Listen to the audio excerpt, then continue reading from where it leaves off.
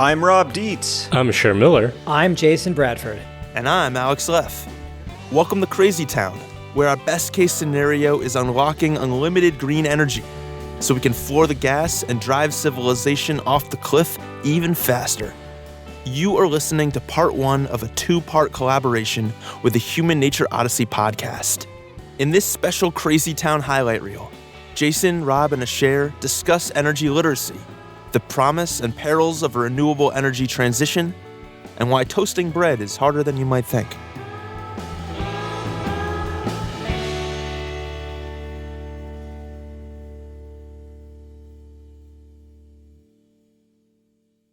Hello, my name is Alex Leff, and no, I have not hijacked Crazy Town. Rob, Jason, and Cher are perfectly fine. You'll hear from them soon, I promise. I'm the host of the podcast, Human Nature Odyssey.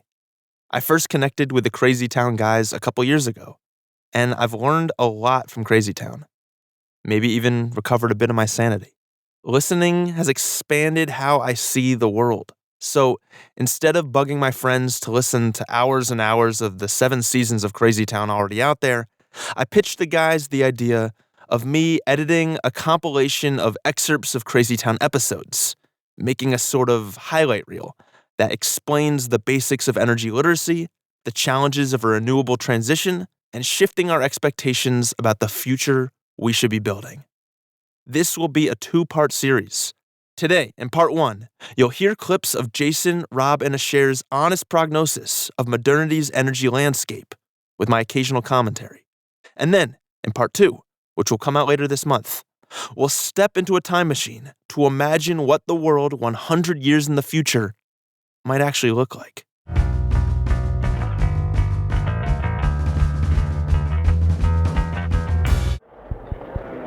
Welcome, yes, welcome. It is an auspicious day. I, Maximilian Tyrannery IV, am proud to unveil the launch of a marvelous new invention, the world's first time travel device. Of course, I myself did not build it. No, I paid other people to build it, and I took all the credit. Yes, you see, several generations ago, my great-grandfather discovered a large amount of oil. It made my family fantastically wealthy, and I was born to the family fortune. But I assure you that I deserve it with every fiber of my being. Now, while other billionaires indulge themselves in frivolous rocket ships and private islands, I decided to use my wealth to do something for the people. Lately, some of our analysts, you know those doomers and naysayers, keep pestering me about rising energy costs, the supposed dwindling of fossil fuels, and green technology struggling to meet ever-growing demand. They claim this would have dire consequences for our company. But don't worry. These are all problems that will be solved one day. So I said, hey, why not skip to the day where they're already solved? That is why I funded the construction of a machine that transports users 100 years into the future, where I'm confident they've unlocked infinite, clean, renewable energy. Then we can bring that technology back, patent it under the company name, and secure abundance for our investors and shareholders, as well as the people. Yes, the people. It's mostly for them. That's right. I say the future is going to be absolutely sparkling. You see, I am an optimist. I always have been an optimist. I remember once my mother told me, you have to eat a healthy diet if you want to grow up big and strong. I told her, Mom, not if you're an optimist. I can hardly wait to see the gleaming cities, listen to the glorious hum of endless AI data centers, and behold the marvel of unlimited renewable energy making it all possible. An abundant techno-utopia awaits us, my friends. Oh, one thing. Only one person can fit into the machine. It's, well, a bit cramped. We hit some budgetary constraints. But don't worry, I will go it alone. Please hang tight, rest assured knowing that it does get better, and that there's nothing you can't do if you believe in yourself. And have enormous sums of money. All right, it's time to make history. One small step for man, one giant leap for... When you imagine yourself in the future, what do you see? If you're a kid, maybe you're excited to be taller, faster, stronger. If you're an adult, maybe you're hoping to be wiser. Well, we all know the future is something that will happen no matter what. But if you have a vision of the future you want to create, how do you get there? Maybe there are parts of yourself you want to spend more time with. Maybe there's some unhealthy patterns you want to work through. Therapy has certainly helped me grow into a healthier version of myself. And no, this is not a therapy ad.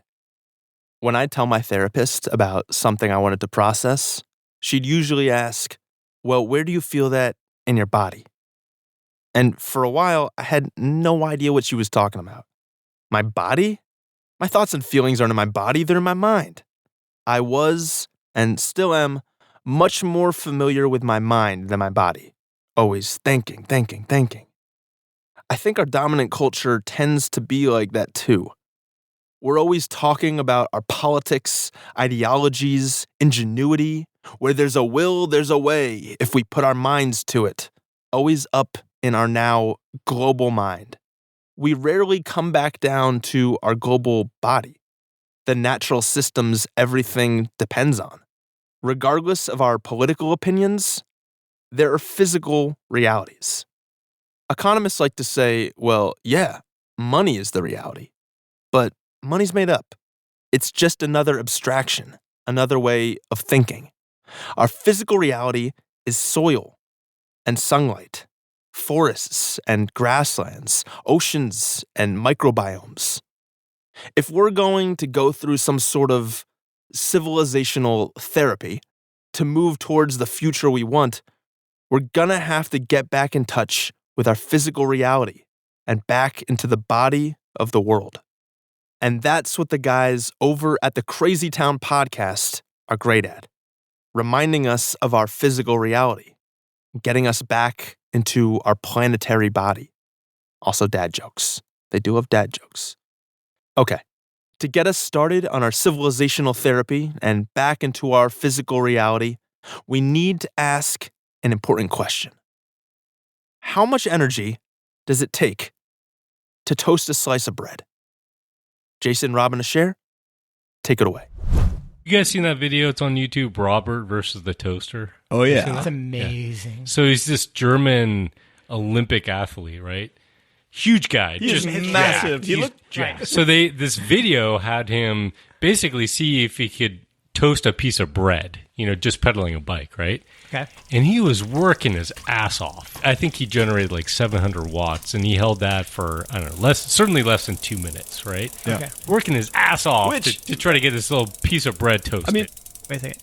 And a typical human can put out maybe 100 watts, for like 20 minutes or an hour. Instantaneous output. Yeah, so you're getting some good exercise there. If one of us normal humans can ride for an hour at 100 watts, that guy's doing seven times that. Yeah, for a short period. But that's basically the output of a horse. Right. But only for like a couple minutes. And he was spent at the end. I think he said something about how he could taste blood in his mouth when he was done. He was tired. And he just... Bing! And it was get barely this little, toasted. Yeah, a little piece of bread that you got to get the butter on really fast if you want it to melt. Yeah, it was white bread, and you could barely see a brown hue to it. Exactly. It wasn't that good. Yeah, and they did that video, I think, in order to help people sort of understand how much energy it takes to even, toast a piece of bread. So it took one Olympic athlete named Robert to toast one piece of bread. And that thing was barely toasted. But our civilization isn't powered by Olympic athletes. Otherwise, we would have never gotten off the ground. All right, Jason, over to you. Part of the thing I think about it is like a biologist, and I look at human evolution, and something that's really weird about humans is that we have the ability to control what's called exosomatic energy. So that's an SAT word. That's an SAT word, exactly. Yeah. So somatic refers to the body. So exo is outside of the body. Endosomatic would be like, bike pedaling energy. The energy you're applying to the pedals, that's coming from your own body. Okay. You're burning calories. But exosomatic is then we control energy that's not of our own body. So the first one is like fire. So imagine building a campfire and cooking, like mastodon roast over it and having like a mastodon drumstick or something like that. Okay. That'd be a pretty big drumstick. It's a big, it's a big That's drumstick. a lot. I would feel pretty full. Pick your teeth with the tusks afterwards. Humans using fire to cook has affected potentially our digestive system and our brain development. Yeah. So it's a huge part of evolutionary theory about humans. Yeah, the theory is that basically that's what led to the huge advances in our brain development, right? Right. All the things that we're able to do now are a result of us being able to cook our food and not having to expend as much energy and digesting it and all that. Right. And then we talk about the term horsepower. Refers literally to harnessing a horse and using its Well, that's literal energy. too. You put a harness on the horse. Harnessing, exactly. That's what it is. It's literal. Then we started to figure out windmills, water wheels. And so we would try to extract energy from the environment. But then what you were doing, though, when we started tapping fossil fuels, is we were taking energy that was contained from previous epochs of solar radiation and now burning that for the first time in millions of years. So that's been sort of a transformation of our society through this various stages of sort of expanding our use of exosomatic energy. And from fire to fossil fuels, humans have long harnessed exosomatic energy from outside our own bodies to do what no Olympic athlete ever could: fully toast a piece of bread. And a lot of other things.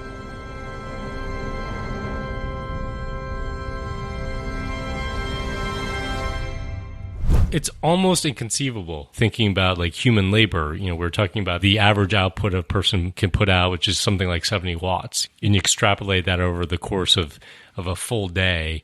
Basically, you take a barrel of oil, right? And if you run the numbers, it's the equivalent of 11 years worth of human labor, right? Yeah. You're working full time, over 2,000 hours a year, right? You get a little vacation time in there. Sure. Nobody thinks about that. How Nobody. could you possibly imagine that this thing, Right. which, by the way, us burning it is ruining our chances of actually inhabiting this planet. But putting that aside, how could you possibly imagine this thing is so incredibly valuable? And the world right now consumes about 100 billion barrels of oil equivalent, right? It's not all in oil, but if you equate it to barrels of oil, You take so many lumps of coal equal a barrel of oil. exactly, Okay. or even renewable energy. So 100 billion barrels of oil per year is what we're consuming, right? Right. So 100 billion Times 11 years. times 11 years, 1.1 trillion years of human labor a year that we're consuming in energy. I have no clue what that means. It means a It's lot. inconceivable, right? Yeah. So the universe isn't that old.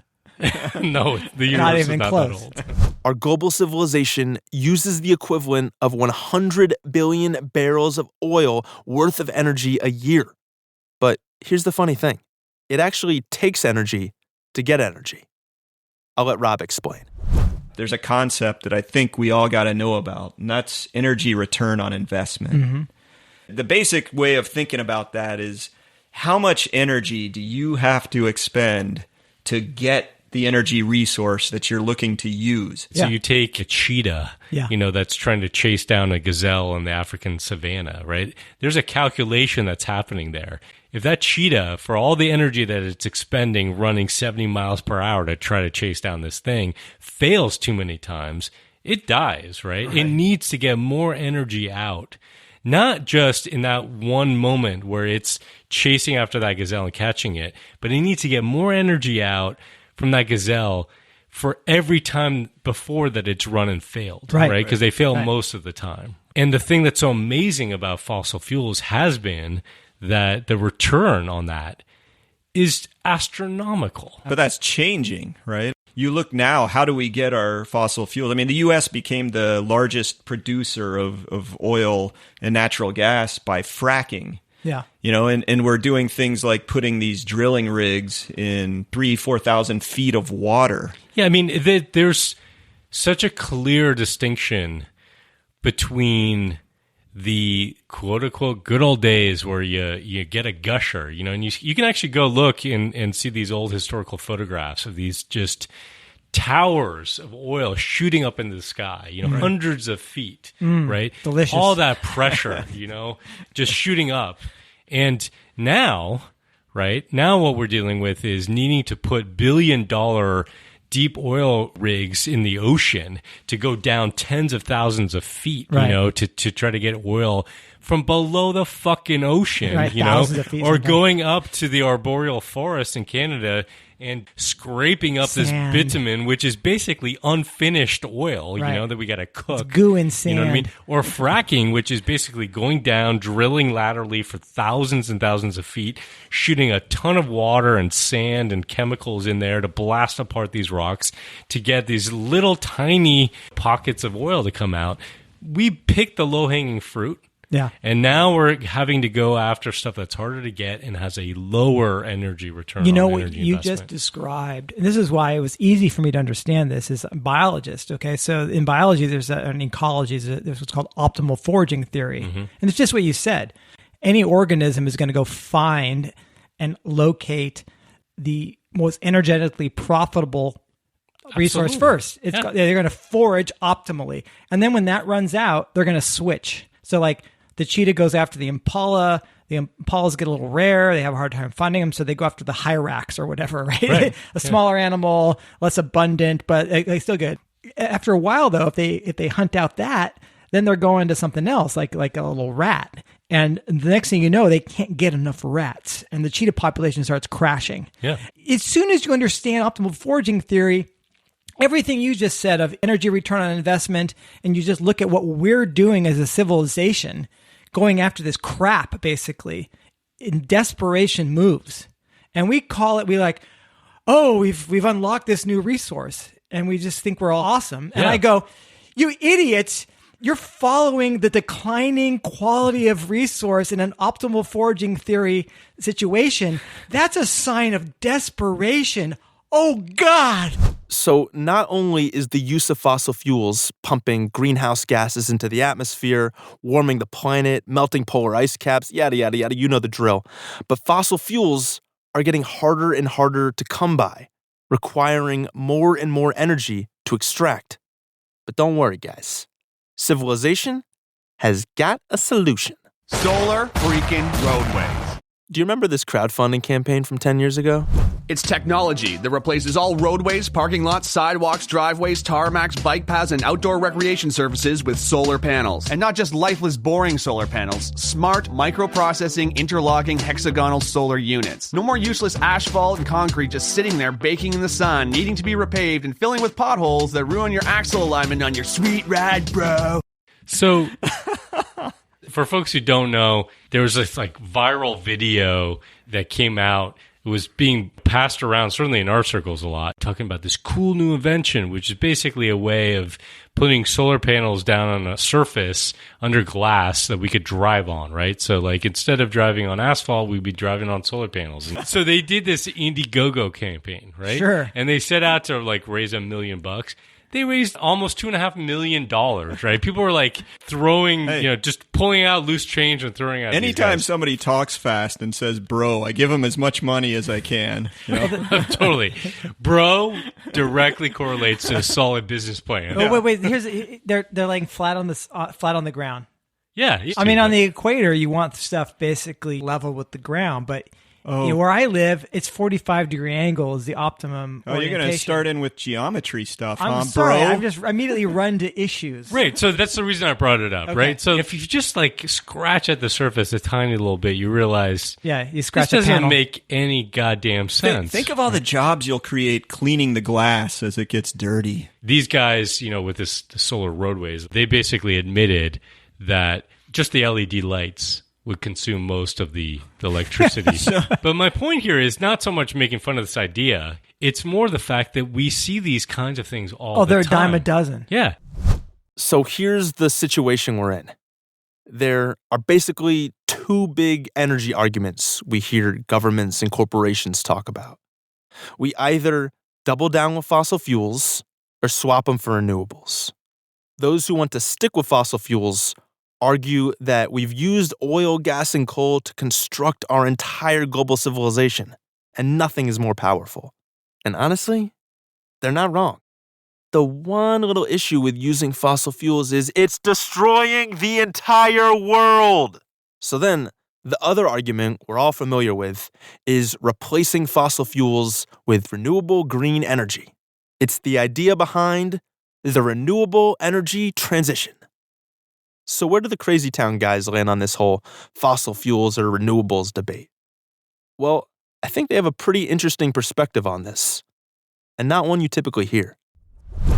We're going to have to transition away from fossil fuels to renewable energy. Yeah, Yeah. it's going to happen one way or another. One way or the other. Totally. So, Not against that. and it'd be much better for us to actually manage that transition, try to do it as soon as quick- possible. Absolutely. Right. I mean, the climate crisis is demanding that of us. But what we see a lot within the climate movement is sort of a grasping at plans and proposals that are being put out there that sound good on paper. Yeah, wishful thinking. Yeah, but when you actually run the numbers and you actually think about it in the real world, maybe it won't come to fruition the way that they're talking about. Yeah, And it's like the rah-rah optimism around the notion of, hey, the future will be like today, only better and run on better energy sources. Right. yeah, and I don't want to pick on anybody, but I thought, there's this... You But you're do going to. too. But you're going Yes, to. you I do. no, I mean, so I'm not going to name names here, okay? But here's somebody who was quoted, spokesperson, somebody who works for one of the climate organizations that's out there, and he basically said, hey, if you're at all technologically optimistic, the message from everyone in the clean energy world is this transition is going to be quicker and cheaper than anyone predicts. The hope is that we're sort of in the 1980s of computer technology when it comes to solar, and that countries, once they get the ball moving in the right direction, will figure out that they can transition even more quickly, right? And I probably was in that camp at one point. yeah, I mean, I think we want to believe this, Yeah. right? Yeah. And, folks like Mark Jacobson at Stanford University, he's, You are going to name names. Yes. Well, I will name him because I think Jacobson has been at the forefront of putting out these a set of solutions, these plans on paper that basically say we can transition 100% to renewable energy. And in fact, we'll save money. It won't be cost prohibitive to do this. And while I share the vision, I think it needs to be grounded in some sort of reality. Okay, if we want to survive as a species, which I think is a pretty good goal, we've got to transition away from fossil fuels. And if that transition has got to be grounded in reality, what are some key things we need to consider? So the problem is that almost everything proposal you see is like, oh, we're going to go 100% renewable. Like, well, let's imagine you say you go at 100% renewable electricity, which in and of itself would be amazing. That still leaves 80% of our energy system. Just think about this. So only about 20% of the energy in the U.S. is delivered to us via electricity. The electricity part of the energy puzzle is just really the easiest part to solve. And I think that's part of why it gets the most attention. Right. Low-hanging fruit. It's getting, a lot of investment in it, a lot of technological focus in terms of improvement. It's something that people can engage in, that and electric vehicles. I mean, you could see why those get a lot of the attention for people. But as you said, like a lot of our energy consumption comes in forms that's a lot more challenging to transition or to substitute. It's not just electricity that needs to be transitioned. As Jason mentions, only a fraction of U.S. fossil fuel use actually goes into generating electricity. The rest goes into transportation, heating, industrial processes, and even the raw materials our infrastructure is made from. Our roads are made from bitumen and... The steel that goes into almost everything is use high heat components. They use natural gas to keep things going 24/7 because they don't want the kilns to get cold. And here's another thing. Solar panels and wind turbines may use renewable energy, but the panels and turbines themselves are still made from non-renewable materials like steel, silicon, and rare earth minerals that need to be mined, extracted, and manufactured. You're talking about data centers. Yes. We could talk about electric vehicles. We could even just talk about what goes into the construction of solar PV panels. There are non-renewable resources that go into these things that are being harvested right now through the use of non-renewable energy. And they're not built really to last for decades and decades. Right. They're not easy to repair. They're not easy to recycle. You guys are sitting here talking about how hard it's going to be to substitute our current level of consumption of fossil fuels, but we're still growing demand. Yes. Growing the size of the economy, growing the amount of energy that flows through the economy. So we're always looking at this exponential growth. We've got this colleague, a physicist named Tom Murphy, who's he actually had a blog called Do the Math. It was a fantastic blog. Yeah. And not lazy about doing some math. But he looked at this exponential growth. And so he said, okay, let's say we grow energy use at 2.3% a year. Okay? Which is less than what our historical rate's been, more like 2.9%. We said, okay, 2.3% a year, and we're going to do this with all renewable energy. And let's just make a wacky assumption that we're going to do it with solar panels, and the solar panels are going to be 100% efficient. Which is impossible. Yeah, I mean, no loss. We're getting like 20%. That's good performance right now. But let's just go ahead and run with that assumption. You run the numbers, and in 400 years' time, we'll have to cover every square inch of the planet, including the oceans, in solar panels to generate that amount of electricity. He took it another level further, because people are always going to come and say, well, what if we discover fusion power or whatever, or invent something that can put out more? He just ran that on. Okay, if you exponentially grow the amount of energy that we're using on the Earth, it only takes you 1,400 years until the heat that you're generating is equivalent to the sun. So here on Earth, it's going to be as hot as the sun if you exponentially grow energy use at 2.3%. Just because of waste heat, right? Which is true for no matter what form of energy you have. There's a certain amount of heat that gets it's imperfect. Second law of thermodynamics. Turns into heat. Yeah. Let's really think about this. If we keep growing our energy use like we have been, the waste heat, even if it all comes from renewable energy, will make the Earth hotter than the sun. Which obviously wouldn't actually happen because we'd all die hundreds of years before that when the oceans literally boiled over. So this is a serious problem.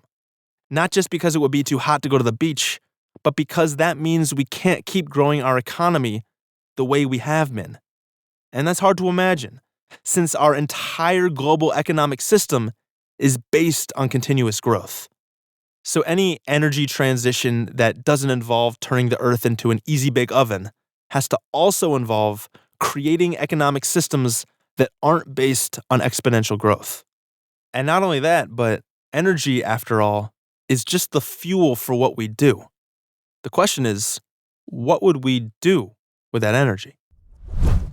If we're talking about continuing to run the current system as is, we've got a serious problem, right? Like, even if you could magically pull off this energy transition, like let's say we went all solar and wind, got rid of all the coal and oil, I guess, except for the little bit that we needed to fire up our solar power plant or whatever. Okay, so you're trying to put me in like fairyland, miracle landscape. Exactly. Okay. Even if we did that, we don't solve humanity's overshoot crisis. No, that would be the worst thing. Yeah, the biodiversity crisis, for example, that's linked to habitat fragmentation and loss. That's about ag expansion, that's about overhunting, pollution, industrial development. Yeah. You're not solving any of that. No.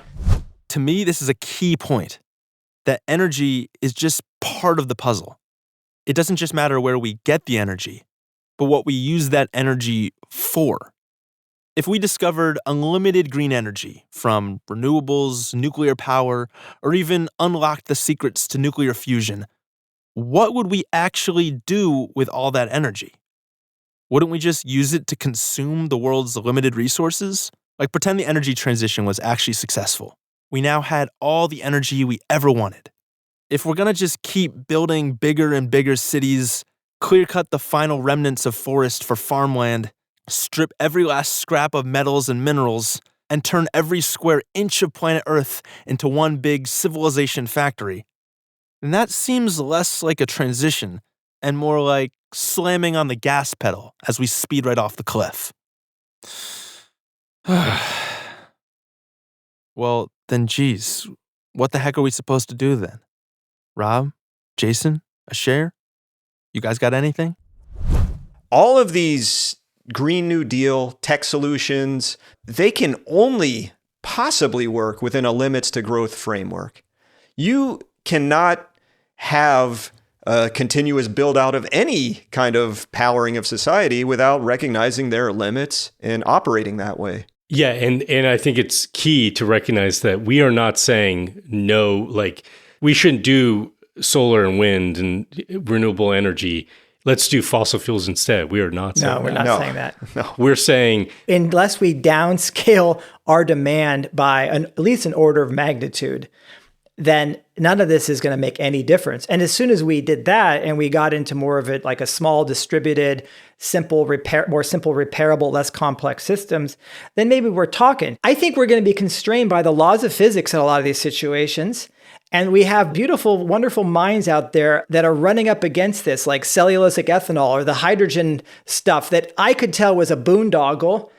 And people are getting their PhDs and getting hired by billion-dollar engineering firms. And it's a waste of talent. And instead, if we were to say, how do we downscale everything and make it repairable and lasting and live good lives without needing all this stuff? it's, if you pose to all of us the question of, we have these limits, we have these realities, these constraints on us, or these certain values that we want to apply.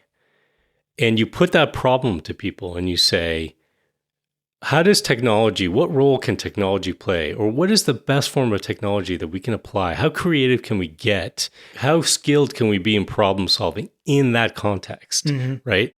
What's fascinating to me really has to do with the psychology of why people, like, why do they fall either into this belief system that is caught up in this idea that this transition is happening, prices are coming down, this is accelerating, we need to basically support this transition to happen. We can have this sort of bright green future where we're all driving electric cars, you know, and we've got solar panels everywhere. Like, what leads people into this kind of just trust that this transition is going to happen? It's just a political problem. We hear this all the time. The technology's been solved. There's more sunlight that hits the earth every second, in a second than we could possibly consume in a year. This is just a political problem. It's not a technological problem. So what is it about people that leads them to sort of just take that at face value when the stakes are so high? I think there's a lot to it. I mean, I think people are tied to this notion of, oh, you're not going to tell me that I can't have whatever it is I'm accustomed to, that I can't have more than I'm accustomed to. And totally. And so if you're a Stanford professor or you're an activist who's trying to influence a political system, they can't ever go to the political leadership and say, we're going to have less in the future. We're going to have less energy. People are going to be materially less wealthy. And so if that becomes a conversation you can never have, then the sort of calisthenics or gymnastics or contortions you have to go through then to try to make up some absurd story that fits the non-negotiable way of life, it just leads to one crazy absurdity after another. Yeah, I think that and it's totally understandable. Here we are faced with this existential dire threat of climate change.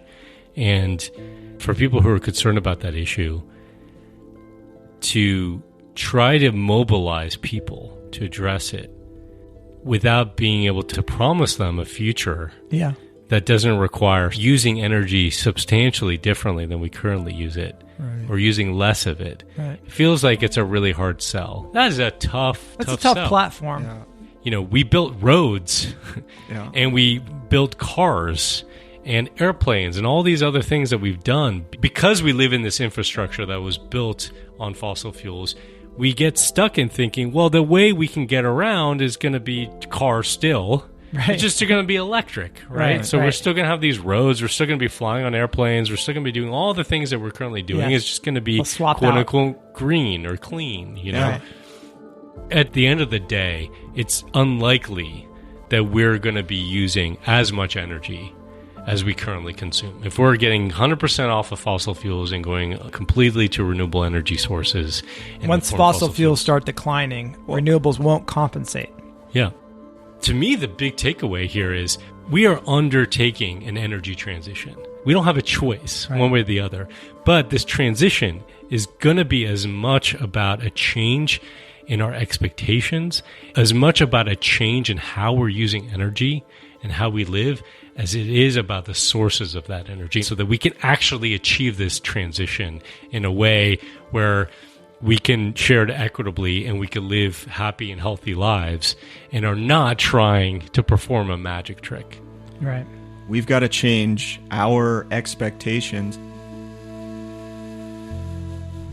So civilization as we know it, even if we ran it 100% on renewable energy, may be fundamentally unsustainable. But humanity is not. Humans have lived without this high-energy lifestyle for a very long time. We can live without it again, maybe even with the new knowledge we've gained. In the next episode, we'll step into the time machine with Jason, Rob, and Asher to imagine what that future might actually look like. And who knows? Instead of doom and gloom, we might find another kind of world altogether.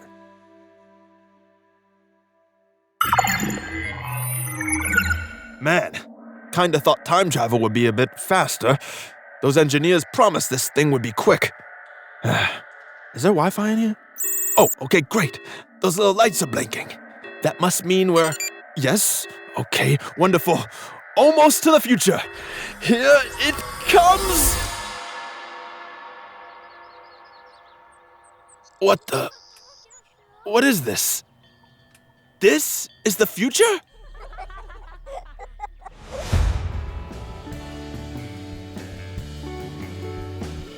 That's our show. Thanks for listening.